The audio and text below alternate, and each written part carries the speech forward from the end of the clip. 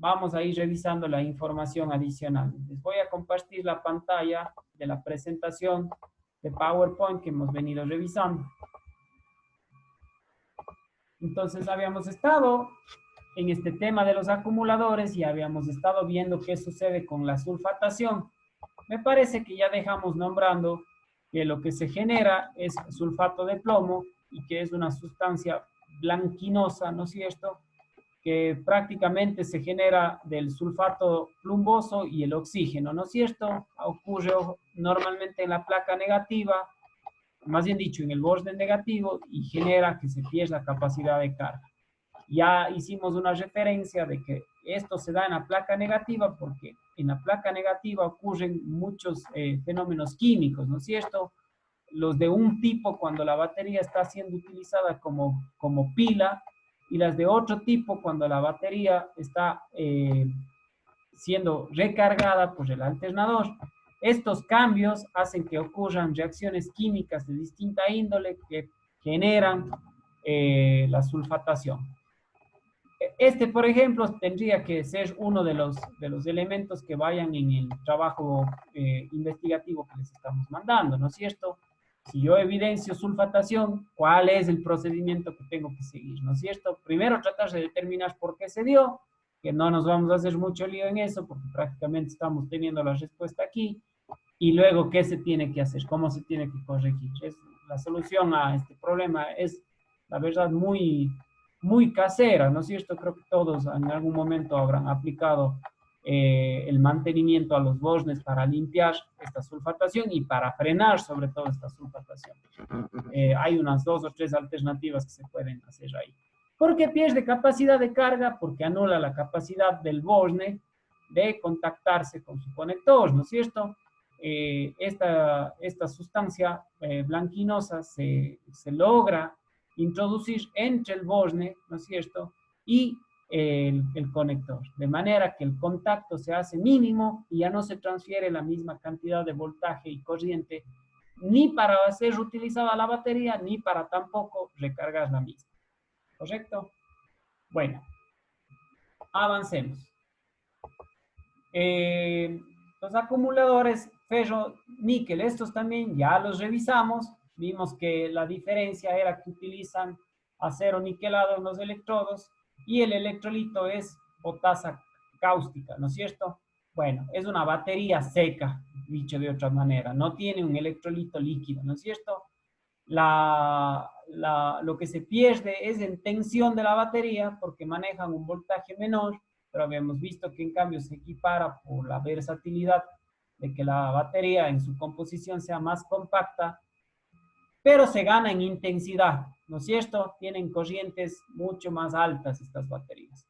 Y un detalle interesante es que al no tener el plomo y estar en contacto con el electrolito, se anulan estos fenómenos químicos que producen la sulfatación. Por lo tanto, son baterías libres de sulfatación, que es en realidad un plus bastante bueno, ¿no es cierto? Y su rendimiento es de 55 al 70%. Nosotros ya, ustedes ya tuvieron termodinámica, muchachos.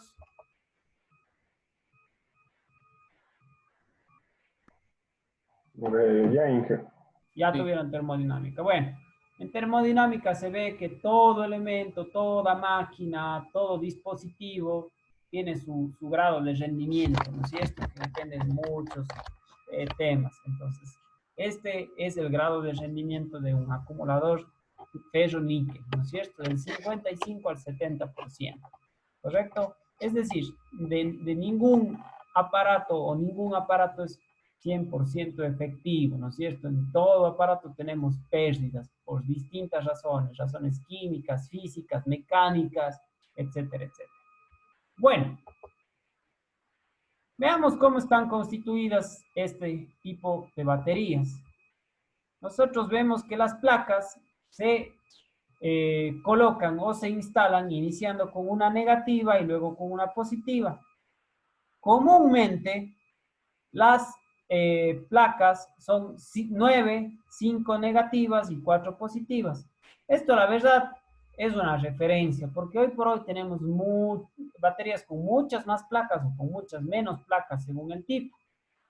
Normalmente, si seccionáramos una batería, veríamos que las placas positivas tienen un color café oscuro y las placas negativas un color grisáceo, ¿no es cierto?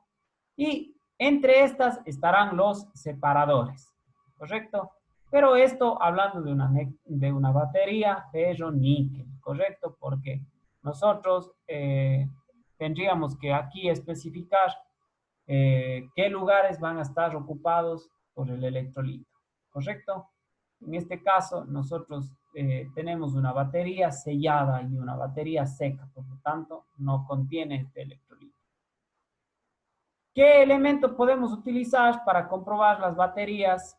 Las baterías que utilizan electrolito líquido es este densímetro. Ya habíamos hablado de este, ¿verdad? Entonces, ¿qué hace este densímetro? Hace una relación entre el agua destilada y el ácido sulfúrico, ¿correcto? Los dos están en estado líquido, pero esta herramientita logra diferenciar la cantidad del uno o el volumen del uno versus del otro. Esta prueba, ojo, esta es información que tendría que ir incluida dentro de su eh, diagrama de procesos, ¿no es cierto? De su tablita guía para el mantenimiento de las baterías. La medición de este se tiene que hacer a 20 grados Celsius. Ojo, o sea que si yo hago a más temperatura, la prueba no está bien hecha, ¿o por qué nos recomienda esta temperatura? ¿A quién se le ocurre?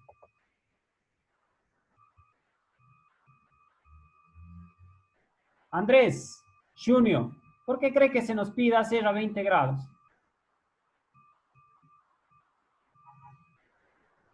¿Por qué la temperatura 20 grados? Sí. Porque es la temperatura de funcionamiento, tal vez, a la que se mantiene más tiempo en esa temperatura. No. No es esa la razón, la verdad, Andrés. ¿Alguna otra idea? Anímense a participar un poquito.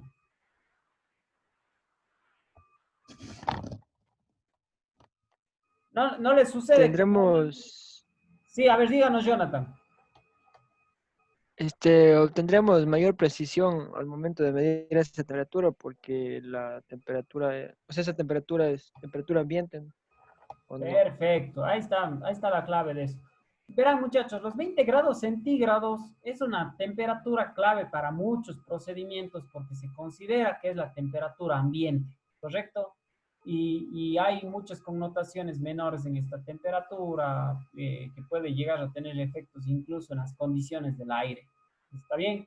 Entonces, por eso la temperatura de 20 grados centígrados es una temperatura nominal para muchísimos procesos. ¿Está bien? Ahora, si lo hago con ciertas diferencias, ¿no es cierto?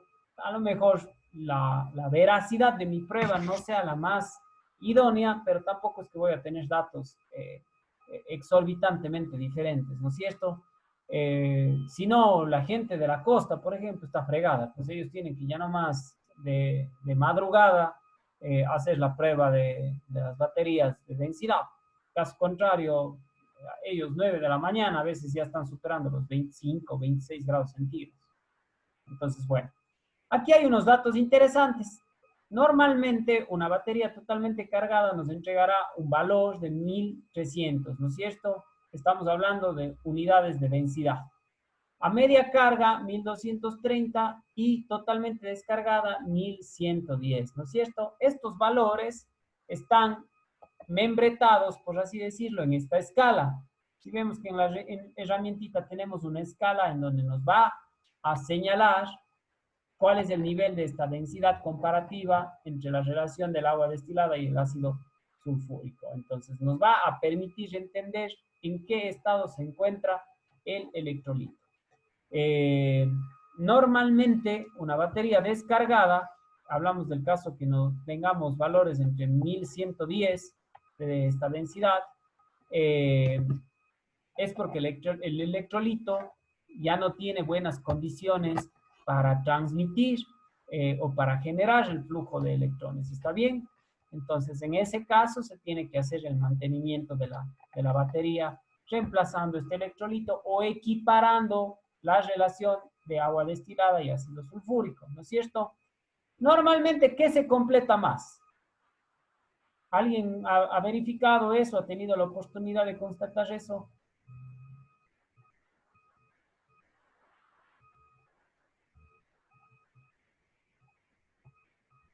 A ver, hagámosles hablar un poquito.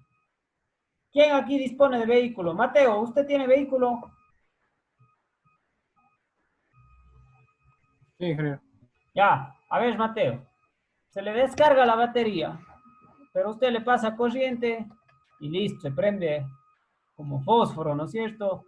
Anda todo el día tranquilo, pasa bien, llega la noche, estaciona su carro al día siguiente, se asegura que no quede ningún foco prendido ni nada, otra vez no prende el carro, nuevamente se ha descargado. En ese caso le lleva a hacer mantenimiento y le dicen que hay un problema con el electrolito. ¿Usted qué ve que le agregan?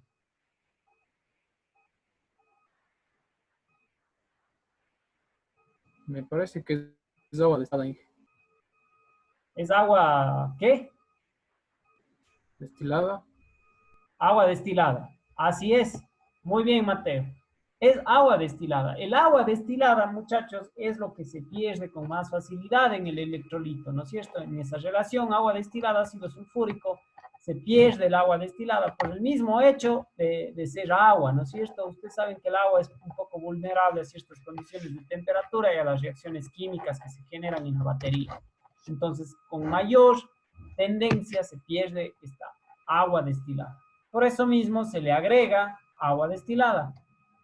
Pero cuando la batería ha tenido un daño mayor, por daño mayor, digamos, se ha quedado muchísimo tiempo sin encenderse, está totalmente seca, y a pesar que le pasamos un poco de corriente, como que no logra mantener la carga, estamos hablando de una batería que está prácticamente descargada.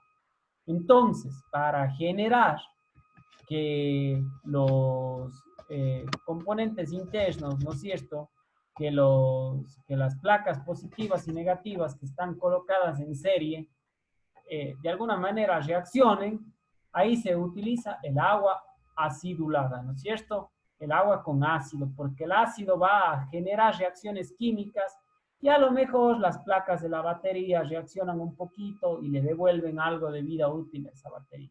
Ahora, en ambos escenarios, muchachos, podríamos pensar que esa batería ya está en una curva descendente de rendimiento y de funcionamiento y que está próxima a terminar su vida útil. ¿Está bien? No es muy normal que las baterías pierdan en altos grados los niveles de este electrolito. En el primer escenario, un poquito más común, pero de todas maneras, si ya se da ese mantenimiento y en poco tiempo sucede lo mismo, quiere decir que la capacidad de la carga de la batería ya está deteriorada y por lo tanto tenemos que pensar en un nuevo acumulador, en una nueva batería. Vamos a relacionarnos con ciertos términos propios de las baterías. A lo mejor estos términos iguales ayudan mucho en su investigación. La capacidad de la batería. La capacidad de la batería viene dado en amperios hora, ¿no es cierto? Y según esta, nosotros podremos hacer un escogitamiento idóneo para el vehículo, ¿no es cierto? Muchas de las veces los catálogos de la batería, aparte de darnos dimensiones, posición de los electrodos positivos y negativos, se aseguran de darles un valor nominal de amperios hora, ¿no es cierto? Para que el escogitamiento sea el adecuado. Y aparte, si es que nuestro carro ha sufrido modificaciones de tipo eléctrico, este término, ¿no es cierto? Este valor tiene que ser reconsiderado. Por eso muchos vehículos sufren daños extraños a veces en sus sistemas eléctricos, porque a lo mejor se le comienza a hacer instalaciones de varias índoles, ¿no es cierto? Iluminación mucho más potente, un sistema de audio mucho más robusto, y la batería la dejan la misma, ¿no es cierto? Entonces, lógicamente, esa batería cuyos amperios hora estaban diseñados para el funcionamiento normal del vehículo, ahora está trabajando subdimensionadamente y lógicamente esa batería se acaba inmediato. ¿Correcto? Potencia específica de la batería. Y esto relacionado con la densidad de la potencia. Este está en watts sobre kilogramos dividido para los watts sobre litros, ¿correcto? Muy bien. La energía específica. Este igual, comparado con la densidad de energía, tienen ahí sus unidades. El estado de carga, ¿no es cierto? O state of charge, que son las siglas en inglés. Este se da en porcentaje. Y este, muchachos, se lo puede obtener mediante herramientas como los multímetros o a veces los vehículos más modernos disponen de circuitos que le pueden entregar este estado de carga, ¿no es cierto? Directamente con un escáner. ¿Está bien? La batería tiene un circuito que está en contacto con la computadora del vehículo y se puede un poco establecer o se utiliza la electrónica que es muy precisa para establecer el estado de carga. ¿Correcto? Y también los testers, ¿no es cierto?, que utilizamos para ver si el alternador se está cargando o está sobrecargando, también nos pueden dar el SOC de una batería. La resistencia interna. Bueno, es lógico pensar que si tenemos separadores, estos separadores estarán diseñados para que no haga cortocircuito la batería, ¿no es cierto? Y tendrán un valor nominal. Estos también se deteriorarán y a lo mejor en algún punto, en la fase final de la vida útil de la batería, aumentan muchísimo su valor. Entonces, a eso obedece la resistencia interna. Comienza de vida, que en las siglas en inglés es beginning of life, ¿no es cierto?, de la vida útil, y fin de vida, end of life, ¿no es cierto? Entonces, estos términos, muchachos, a veces están asociados, y este final también, state of health de la batería, están asociados a herramientas de comprobación, y se les puede un poco establecer mediante los kilómetros en los cuales la batería va a empezar a trabajar y el kilometraje final cuando ya está llegando a su punto final. No sé si ustedes se han fijado, pero bueno, eso haremos el día de mañana, ese ejercicio de revisión de ilustraciones. Hay baterías que incluso tienen un indicador en la batería de estos niveles, ¿no es cierto? Sobre todo el final, el state of health. Fijaránse cuando tengan la oportunidad, hay baterías que tienen como una tapita transparente y al interior vemos una coloración. Normalmente esta coloración es un color verde y nos dice que mientras en ese visor, ¿no es cierto?, en esa plaquita, en esa tapita transparente, nosotros visualicemos el color verde, quiere decir que la batería, ¿no es cierto?, está todavía en buen estado de salud y por lo tanto debería seguir siendo útil. Y a veces nos viene una leyenda que dice que si este color muta o se transforma a un color, yo qué sé, blanquecino o negro o marrón, quiere decir que la batería ya perdió su capacidad de uso, ¿no es cierto? Llegó al fin de su vida útil y tiene que ser reciclada, tiene que ser reemplazada. ¿Está bien? Entonces, quién sabe, por ahí alguien quiere ser un poquito más creativo y agregar un detalle de estos en su trabajo, ¿no es cierto? Podría ser dentro del síntoma, ¿no es cierto? El vehículo presenta dificultad en encenderse. A lo mejor como primer procedimiento, si la batería es de alta tecnología, revisar el SOH. ¿Cómo? Es una prueba visual, ¿no es cierto? Prueba visual del estado de carga que está en la batería.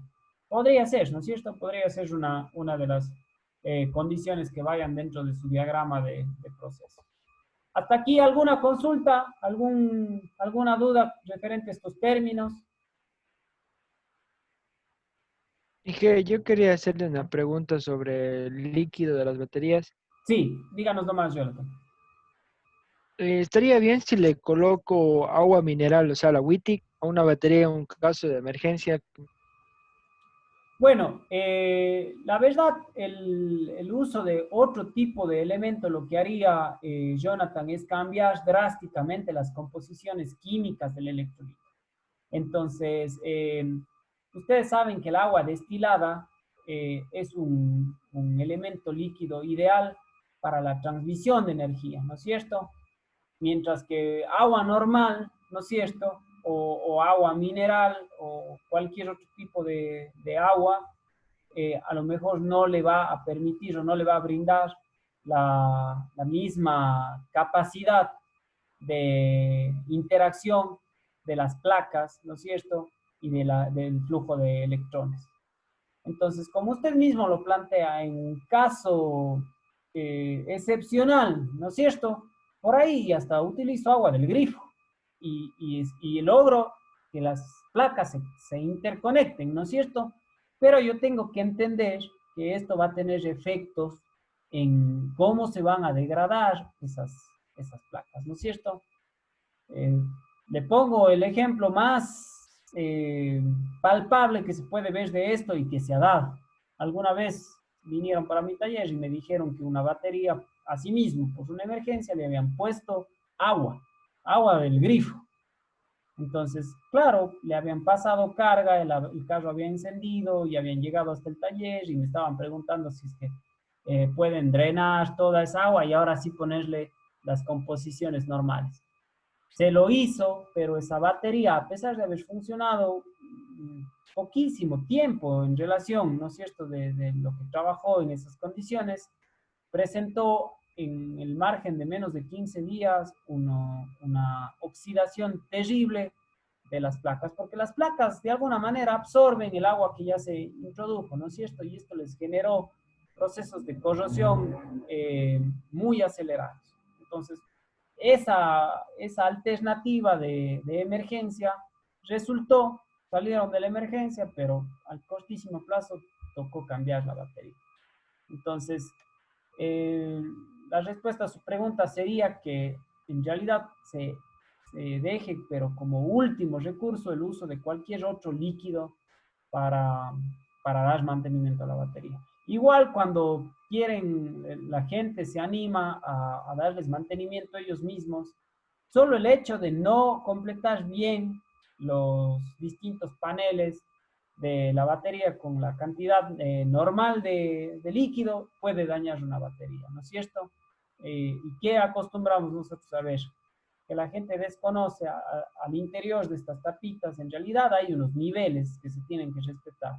Ellos siempre mandan al borde, ¿no es cierto? Llegan las baterías totalmente húmedas por afuera porque se ha empezado a salir el electrolito. Entonces, eso es también una causa de que la batería sufra un daño repentino y temprano. ¿Alguna otra duda?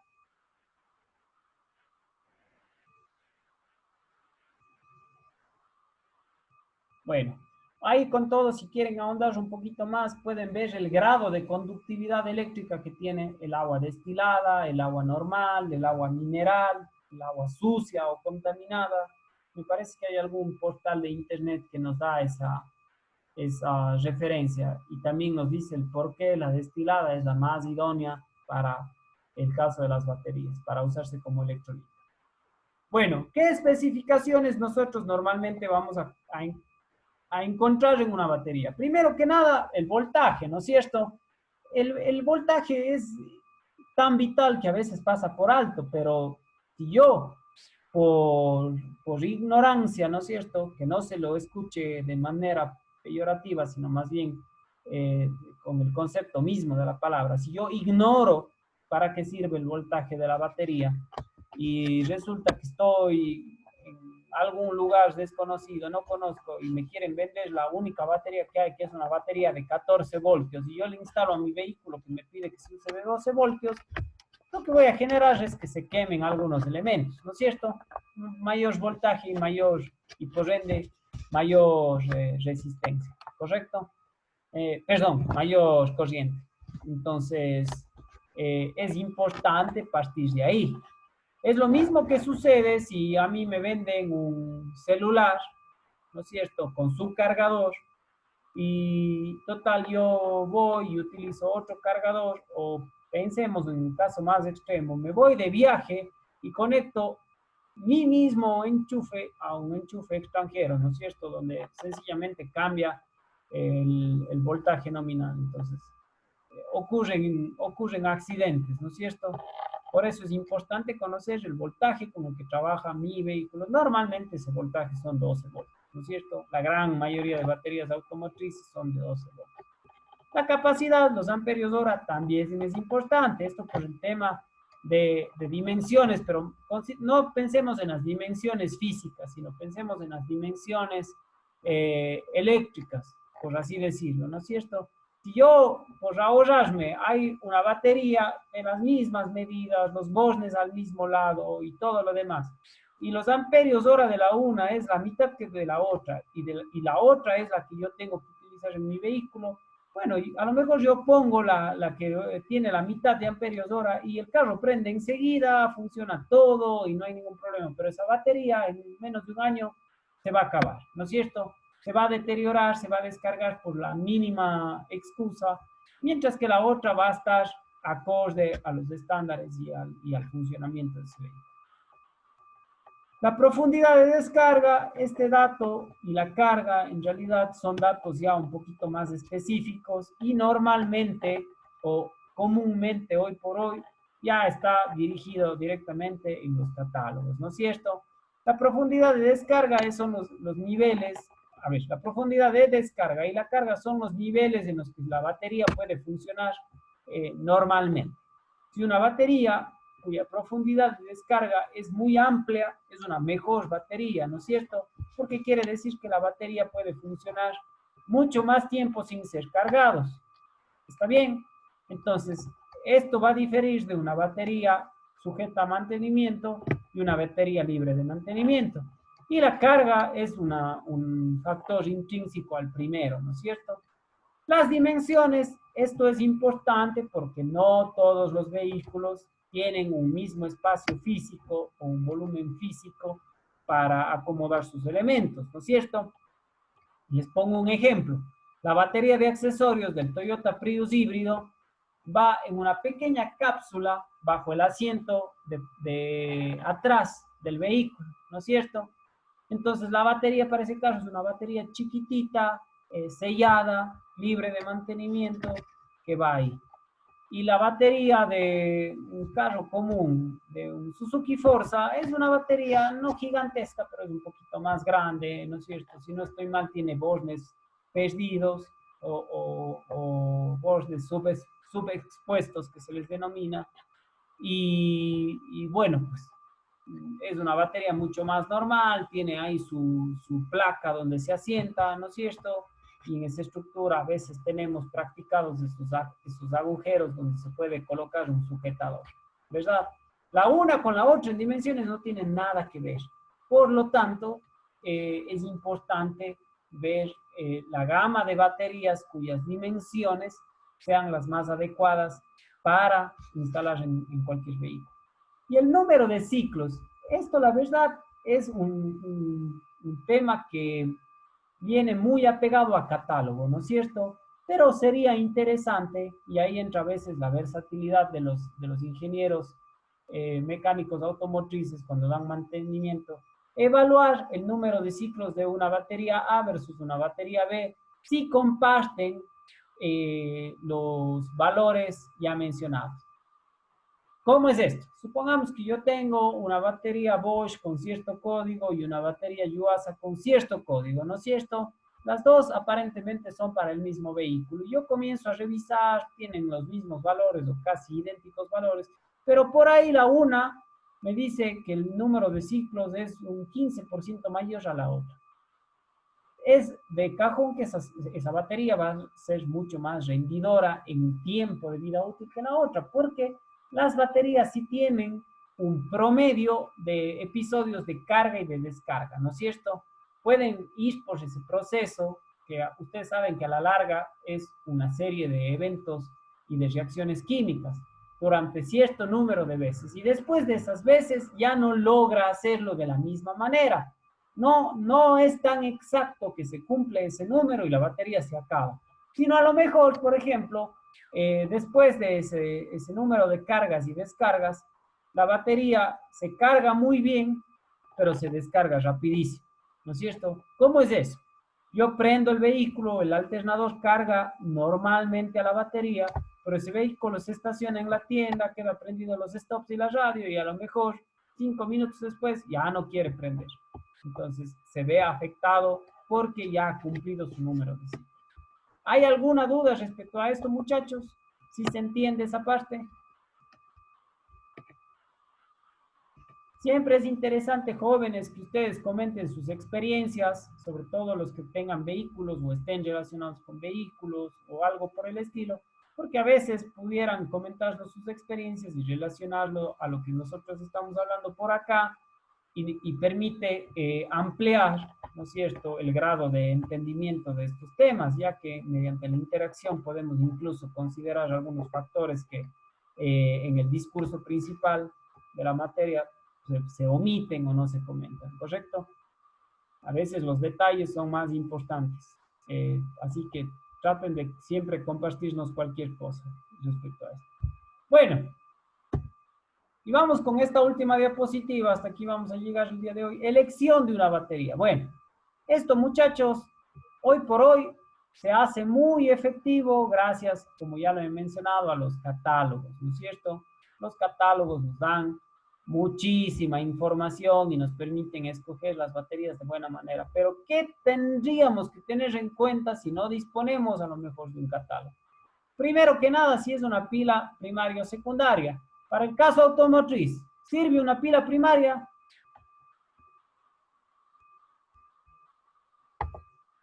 ¿Qué cree usted, Edison? No, ingeniero. No sirve, ¿no es cierto? Es una batería de una sola vida. Eso puede ser para un control remoto, para algún adorno, pero para un vehículo no. Entonces, bueno, primaria o secundaria, lógicamente tiene que ser una secundaria. El tema de costos. El tema de costos es importante, muchachos, porque la mayoría de veces un vehículo puede estar ligado a funciones que cada que ese vehículo se detenga genere un impacto en lo económico. Entonces, por ahí es conveniente que una batería se pague todo el dinero del mundo a sabiendas de que no me va a traicionar, de que va a funcionar de la mejor manera, incluso bajo episodios poco comunes, como serían el uso del vehículo sin estar encendido el motor, ¿no es cierto? Ahí tratemos de imaginar las condiciones que generen una actividad de ese tipo, ¿no es cierto? Pero, lógicamente, es un factor a considerar.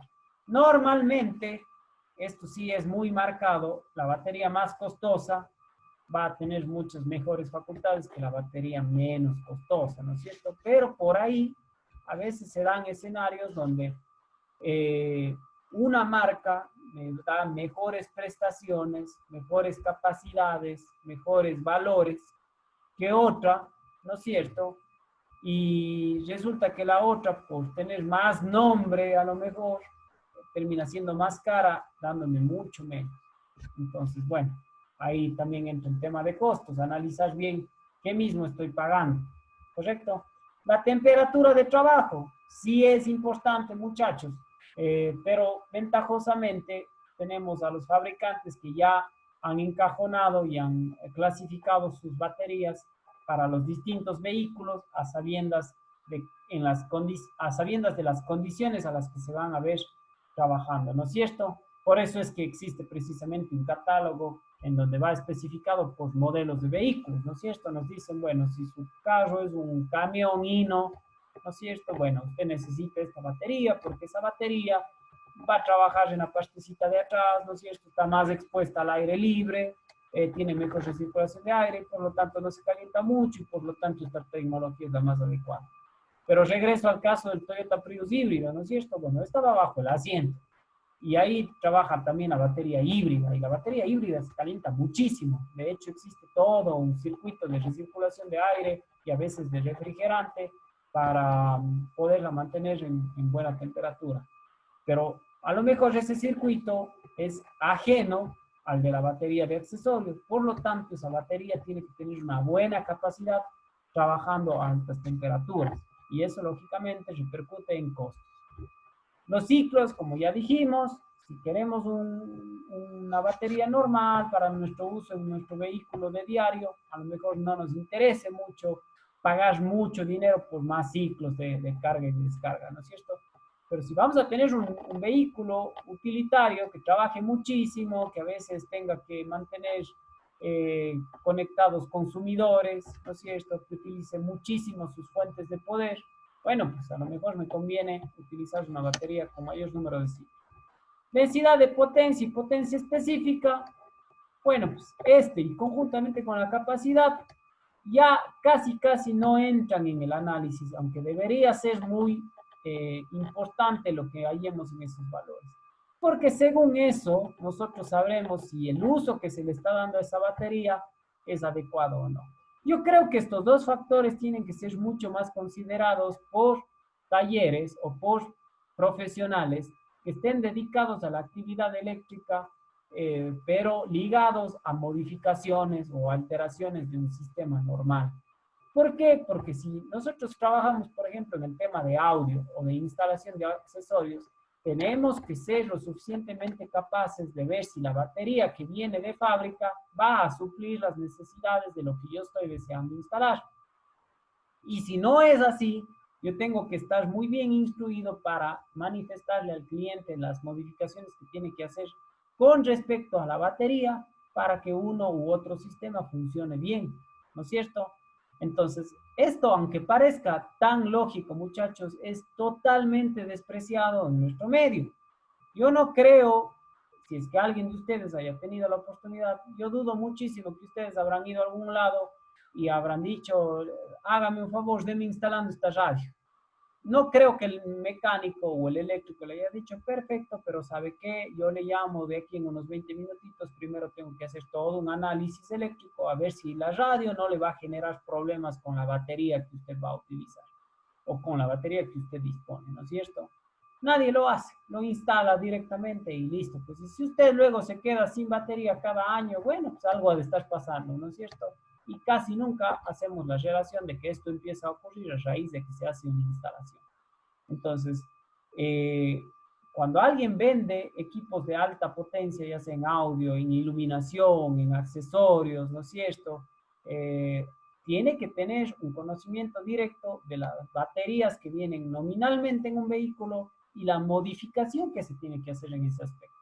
Caso contrario, a lo mejor le hago una instalación 10 sobre 10, pero mi cliente va a vivir insatisfecho porque el vehículo genera muchos problemas para operarlo, ya que la batería sufre muchas descargas o se empieza a recalentar o existe mucho problema con el tema de fusibles, etcétera, etcétera.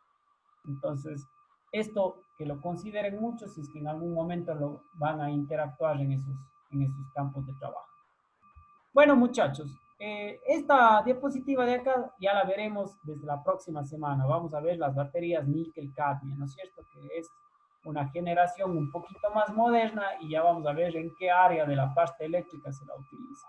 El día de mañana, como ya les había mencionado, vamos a hacer una clase en donde tratemos de verificar todo lo que hemos visto hasta aquí en el tema de acumuladores, pero caracterizándolo y asociándolo con información gráfica, audiovisual, diagramas, contenido PDF que podamos hallar en las redes para contrastar un poquito más toda esta información.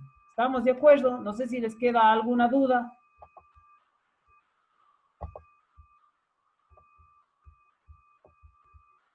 Pregunto por última vez, ¿quedó alguna duda del trabajo que tenemos que realizar?